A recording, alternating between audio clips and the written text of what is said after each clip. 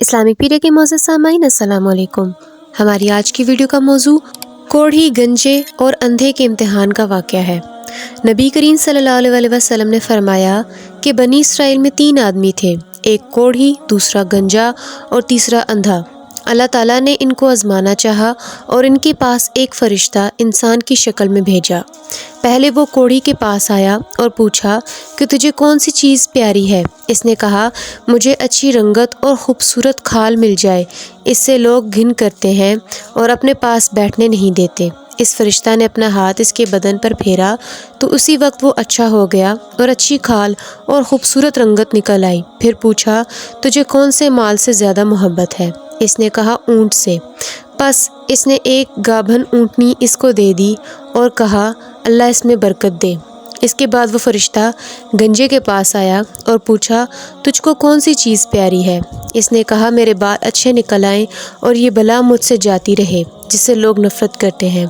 فرشتے نے اپنا ہاتھ اس کے سر پر پھیر دیا، وہ فوراً اچھا ہو گیا اور اچھے بال نکل آئے۔ پھر پوچھا کہ تجھ کو کون سا مال پسند ہے؟ کہا، گائے۔ پس اس کو ایک گائے دے دی اور اللہ تعالیٰ نے اس میں برکت بخشے اس کو دعا دے دی۔ اس کے بعد پھر اندھے کے پاس آیا اور پوچھا، تجھ کو کیا چیز چاہیے؟ اس اندھے نے کہا کہ اللہ تعالیٰ میری نگاہ درست کر دے کہ سب آدمیوں کو دیکھوں۔ اس نے اس کی آنکھوں پر ہاتھ پھیرا اور وہ اچھا ہو گیا اور پوچھا کہ تجھ کو کون سا مال پسند ہے؟ اس نے کہا، بکری۔ پس اس کو ایک بکری دے دی گئی۔ تینوں کے جانوروں نے بچے دیے۔ تھوڑے دنوں میں اس کے اونٹوں سے جنگل بھر گیا، اسی طرح اس کی گایوں اور بکریوں سے بھی جنگل بھر گیا۔ پھر وہ فرشتہ خدا کے حکم سے پہلی صورت میں کوڑھی کے پاس آیا اور کہا کہ میں ایک مسکین آدمی ہوں، میرے سفر کا سارا سامان ختم ہو گیا ہے اور منزل مقصود تک پہنچنے کا کوئی سلسلہ نہیں سوائے خدا کے اور تیرے۔ میں اس اللہ کے نام سے جس نے تجھ کو اچھی رنگت اور عمدہ کھال عنایت فرمائی، میں تجھ سے ایک اونٹ مانگتا ہوں کہ اس پر سوار ہو کر اپنے گھر پہنچ جاؤں۔ اس کوڑھی نے کہا، یہاں سے چلا جا، مجھے بہت سے حقوق ادا کرنے ہیں، تجھے دینے کی اس میں گنجائش نہیں ہے۔ فرشتے نے کہا کہ شاید تجھ کو میں جانتا ہوں، کیا تو کوڑھی تھا کہ لوگ تجھ سے گھننا و نفرت کرتے تھے؟